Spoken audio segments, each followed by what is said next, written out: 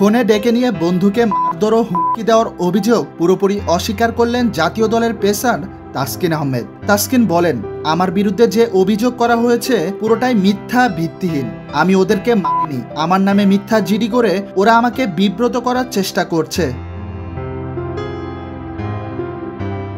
এমনকি তাসকিন নিজের official Facebook পেজেও লিখেন, সবাইকে অনুরোধ, গুজবে বিভ্রান্ত হবেন না। আমি আমার ছোটবেলার বন্ধুর গায়ে হাত তুলেছি এমন একটা ঘটনায় অনেক কিছুই ঘটে যাচ্ছে। আমার মনে হয় এমন গুজবে কান দিয়ে বিভ্রান্ত হবেন না এবং অন্যকে বিভ্রান্ত করবেন না। এটা আমার পরিবার ও আমার বন্ধুর জন্য সম্মানজনক না। এমনকি তাসকিন আরো বলেন, শুধু একটা কথাই বলতে চাই, বিষয়টা অন্য, বাস্তবতা ভিন্ন। মিথ্যা বানোয়াটাও উদ্দেশ্য প্রণোদিত। আশা করি সত্যের সাথেই থাকবেন। সত্য কখনো মিথ্যা হয় না।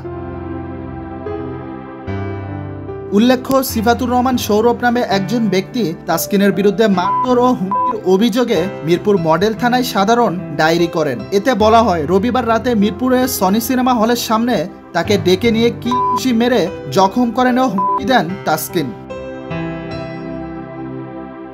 তাসকিনের বিষয়টি নিয়ে ইতিমধ্যে বাংলাদেশ ক্রিকেট বোর্ড বিসিবিও খোঁজখবর নিচ্ছেন। যদি কোনো প্রমাণ পেয়ে থাকে তাহলে হয়তো জাতীয় দলের এই পেসারের বিরুদ্ধে ব্যবস্থা নিতে পারে ক্রিকেট বোর্ড।